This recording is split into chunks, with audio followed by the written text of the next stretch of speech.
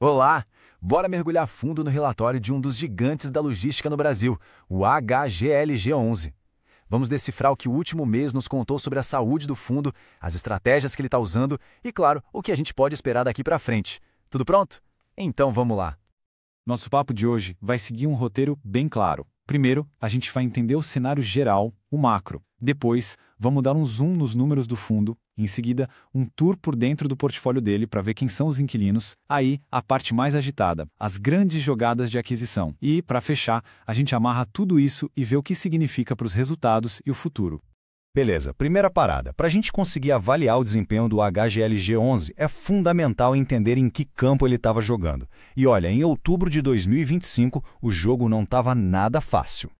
E aqui já tem uma coisa bem interessante. O mercado meio que se partiu em dois. De um lado, os fundos de tijolo, que é o caso do HGLG11, aqueles que investem em imóveis de verdade, sabe? Eles mostraram força, subiram um pouquinho. Do outro lado, os fundos de papel, focados em dívidas do setor imobiliário, sentiram a pressão e caíram. Isso já dá uma pista importante. Quando o mar fica agitado, ativos físicos tendem a ser um porto mais seguro. E o grande vilão dessa história toda está aqui, a nossa taxa Selic, a 15% ao ano. Pensa só, com juros nesse patamar, a renda fixa vira uma concorrente de peso. Isso força todo o mercado de fundos imobiliários a ser muito mais eficiente para continuar sendo uma boa opção de investimento. Certo, então o cenário estava desafiador. A grande pergunta é, no meio dessa turbulência toda, como é que o HGLG11 se comportou? Vamos olhar os números do fundo de perto.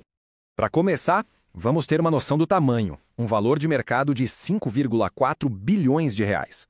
Não estamos falando de qualquer fundo, né? É um verdadeiro transatlântico no setor de logística. Agora um número que brilha os olhos de qualquer investidor que busca renda. O dividend yield anualizado, 8,3%. Isso mostra a força que o fundo tem para gerar caixa e, o mais importante, distribuir esse caixa de forma consistente. E esse indicador aqui é sensacional. Vacância física de só 2,8%. Na prática, os galpões estão praticamente todos ocupados. É um sinal claríssimo de que os imóveis do fundo são de altíssima qualidade, bem localizados e muito disputados pelo mercado.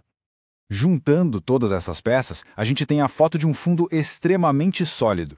O valor de mercado, gigante. O P sobre VP em 0,98 mostra que ele está negociando com um pequeno desconto em relação ao valor dos ativos. A vacância, baixíssima. E o tal do WALE, de 4,4 anos. Isso significa que, em média, os contratos de aluguel ainda têm um bom tempo pela frente. É receita garantida. E tudo isso distribuído em 28 imóveis e quase 150 inquilinos. Diversificação e solidez. Ok, já vimos os sinais vitais e eles estão ótimos. Agora vamos um pouco mais fundo. Vamos conhecer quem mora dentro desses galpões. Quem são os inquilinos que formam a espinha dorsal do HGLG11? Aqui fica muito nítida a estratégia de não colocar todos os ovos na mesma cesta. O fundo tem inquilinos de setores que vão do e-commerce ao automotivo, passando pela saúde. O que isso significa? Se um setor vai mal, os outros compensam. É uma forma de diluir o risco e garantir que a receita seja muito mais estável. E quando a gente olha para os nomes, a qualidade salta aos olhos. Ter empresas como o Mercado Livre e Volkswagen pagando aluguel todo mês dá uma segurança enorme. Mas o ponto-chave aqui é que nem o maior deles, o Mercado Livre, representa mais do que 13% da receita.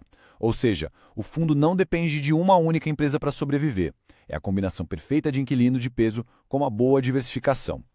Muito bem, agora chegamos na parte mais cheia de ação da nossa análise. É aqui que a gente vê a gestão do fundo em movimento, não só administrando o que já existe, mas construindo ativamente o futuro. E começamos com uma vitória gigante, a entrega de um projeto de desenvolvimento enorme lá em Simões Filho. Isso não é só mais um galpão no portfólio. É a prova concreta de que a gestão sabe tocar obras complexas, entregar no prazo, dentro do orçamento e, com isso, criar valor do zero para o cotista. Isso é muito poderoso. E a gestão não parou por aí, não. Com o dinheiro da última emissão de cotas, o fundo foi às compras no início de novembro. Fez uma jogada tripla. Entrou em uma nova região estratégica, aumentou a fatia em imóveis que já conhecia bem e consolidou a posse de outro. Foi uma verdadeira ofensiva para o crescimento. Agora, de todos esses movimentos, o maior, o mais relevante, foi a compra lá em Cariacica, no Espírito Santo, um investimento de mais de 200 milhões de reais. A pergunta que fica é, por que lá? Qual a estratégia por trás dessa aposta? As respostas são bem diretas. Primeiro, o fundo está desbravando um novo mercado, com muito potencial. Segundo, o imóvel já veio recheado com inquilinos excelentes. Terceiro, o retorno inicial é muito bom. Esse cap rate de 8,7% é basicamente o retorno do aluguel sobre o valor pago no primeiro ano. E para fechar com chave de ouro, contratos longos, um ALI de 7 anos. Isso é sinônimo de receita previsível por um bom tempo. E essa nova fonte de receita traz para dentro do fundo parceiros de peso. Empresas como Arezzo, Whirlpool, que é dona da Brastemp e da Consul, e a Suzano, são nomes que agora geram receita para o HGLG11. Isso fortalece ainda mais a qualidade de todo o portfólio. Chegamos na reta final. Agora, a gente vai juntar todas essas informações, as estratégias, as aquisições, com os números financeiros e olhar para o que vem pela frente. Como tudo isso se traduz em resultado? Olhando para os números do mês, o fundo gerou um resultado de 95 centavos por cota, mas distribuiu R$ 1,10. Ué, como essa conta fecha? O fundo usou um pouquinho das reservas que tinha acumulado. É uma estratégia inteligente para manter o dividendo estável para o investidor, mesmo que o resultado de um mês específico venha um pouco abaixo.